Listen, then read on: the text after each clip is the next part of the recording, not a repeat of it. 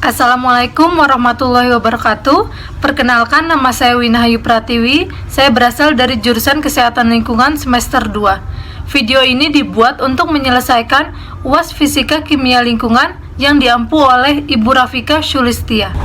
Pertanyaan pertama, mengapa bahan kimia dikatakan berbahaya dan apakah semua bahan kimia itu berbahaya?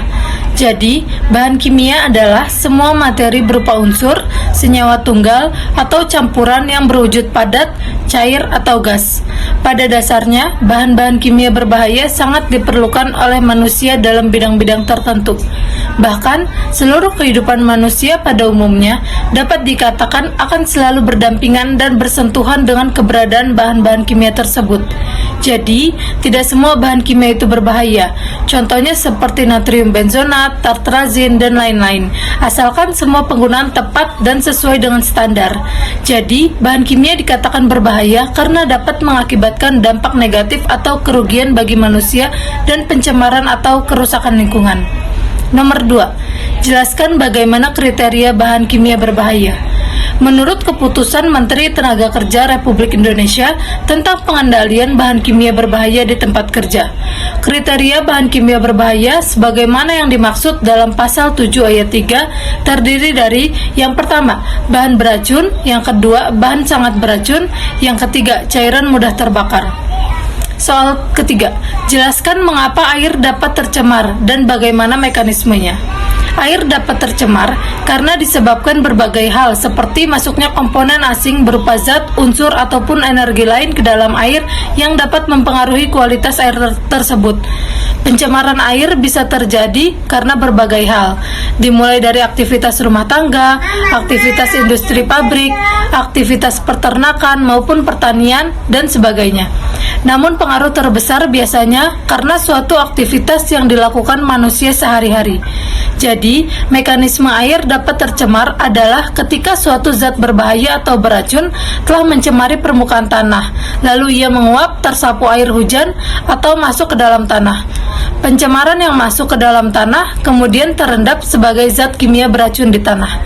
Zat beracun di tanah tersebut dapat berdampak langsung kepada manusia ketika bersentuhan atau dapat mencemari air tanah dan udara di atasnya. Soal keempat, bagaimana pendapat saudara atau saudari mengenai tragedi Teluk Minamata, Jepang? Jadi, tragedi Teluk Minamata adalah tragedi laut yang tercemar, kemudian penduduk di sana memakan ikan yang berasal dari laut yang tercemar tersebut. Jadi, pendapat saya adalah pembuangan limbah harus diolah terlebih dahulu dengan menggunakan dua cara, seperti pengolahan primer dengan proses penyaringan, pengolahan awal, pengendapan, dan pengapungan. Pengolahan ini efektif untuk polutan minyak dan juga lemak. Dan pengolahan sekunder menggunakan mikroorganisme untuk menguraikan bahan.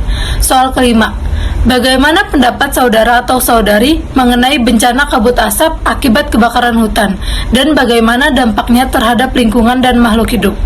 Menurut saya, kabut asap akibat kebakaran sangat mengganggu bagi aktivitas makhluk hidup, manusia maupun hewan. Kabut asap dapat menyebabkan terbatasnya jarak pandang pilot, nahkoda, masinis, supir, atau pengendara motor, sehingga sangat berpotensi menimbulkan kecelakaan transportasi, baik di udara, darat, sungai, maupun laut.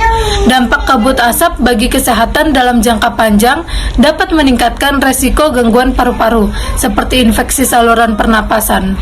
Selain itu, efek kabut asap juga dapat memperburuk kondisi penderita asma dan PPOK, karena zat yang terkandung dalam kabut asap bersifat iritatif dan bisa membuat paru-paru meradang. Soal ke-6, IQR menerbitkan laporan kualitas udara 2021. Hasilnya, polusi udara di Indonesia berada di peringkat ke-17 sedunia dan menjadi yang terburuk di antara negara-negara Asia Tenggara lainnya. Selain itu, IQR menempatkan Jakarta sebagai ibu kota negara dengan polusi udara terburuk di antara ibu kota negara lain di Asia Tenggara. Jakarta berada di posisi ke-12 dengan skor polusi 39,2. Mengapa hal demikian dapat terjadi? Jelaskan pendapat saudara atau saudari. Menurut saya, penyebab Jakarta menjadi kota dengan polusi udara terburuk karena penggunaan kendaraan bermotor atau bermobil semakin lama semakin meningkat hingga menimbulkan kemacetan di jalan raya. Kendaraan bermotor yang berlebihan akan berdampak pada kelebihan pemakaian bahan bakar hingga semakin banyak gas karbon dioksida di udara. Pada jangka panjang, pencemaran udara dapat berdampak pada gangguan pernapasan dan penyakit lainnya. Soal yang ketujuh, apa yang mengakibatkan tanah dapat tercemar? Jelaskan proses terjadinya serta bagaimana dampaknya. Pencemaran tanah disebabkan jenis kontaminan dan polutan. Kontaminan tanah merupakan semua bahan atau produk yang dapat mencemari tanah, seperti kegiatan pertanian dengan menggunakan pestisida, limbah industri dan rumah tangga, serta emisi gas radioaktif beracun yang mencemari tanah. Prosesnya adalah bahan kimia buatan manusia seperti pestisida masuk ke dalam tanah dan mengubah tanah lingkungan alami. Dampak pencemaran tanah adalah keseimbangan ekosistem menjadi terganggu karena tanah sudah berubah komposisinya. Akibatnya, tidak ada tanaman dan hewan yang bisa bertahan hidup dari tanah dan air yang sudah tercemar. Bahkan, organisme yang hidup di dalam tanah pun berkurang. Pertanyaan nomor 8. Bagaimana pengaruh limbah deterjen terhadap lingkungan? Air berbusa dari deterjen yang dibuang akan mengakibatkan pencemaran lingkungan. Cairan itu bisa merusak ekosistem air dan memberikan dampak pencemaran pada air tanah. Tidak hanya menyebabkan pencemaran air, ikan-ikan dan organisme yang hidup di air dapat mati karena deterjen. Soal yang ke-9. Senyawa kimia pada styrofoam dapat memunculkan zat yang bersifat karsinogenik. Bagaimana pendapat saudara atau saudari mengenai pernyataan di atas? Menurut saya, styrofoam seringkali dijadikan wadah makanan atau minuman karena praktis. Namun, styrofoam mengandung bahan kimia benzen dan stiren yang terbukti dapat menyebabkan kanker.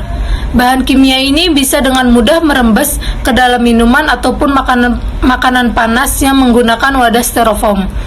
Benzen dan stiren merupakan zat kimia yang bersifat karsinogenik. Kedua zat ini bisa memicu tumbuhnya sel kanker dalam tubuh. Nomor 10. Penyakit yang disebabkan oleh makanan merupakan salah satu penyebab kesakitan dan kematian di Indonesia. Mikroorganisme dalam bahan pangan atau makanan dapat bersifat menguntungkan maupun merugikan. Keracunan makanan dapat juga disebabkan oleh pencemaran bahan kimia beracun. Peristiwa tentang keracunan makanan sering terjadi, terutama pada penyelenggaraan makanan untuk orang banyak, seperti penyelenggaraan makanan di perusahaan, hotel, catering, pesta. Untuk menyebabkan terjadi KLB tersebut, hal-hal seperti apa yang harus diperhatikan? Jelaskan pendapat saudara atau saudari. Menurut saya, cara yang tepat untuk menghindari keracunan makanan dapat dilakukan dengan banyak cara, seperti pilih bahan makanan dengan bijak.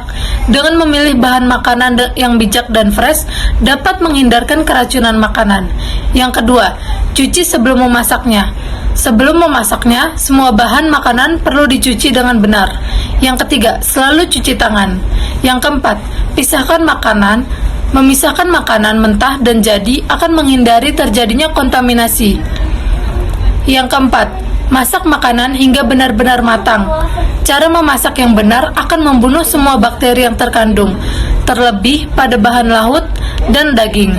Terima kasih. Wassalamualaikum warahmatullahi wabarakatuh.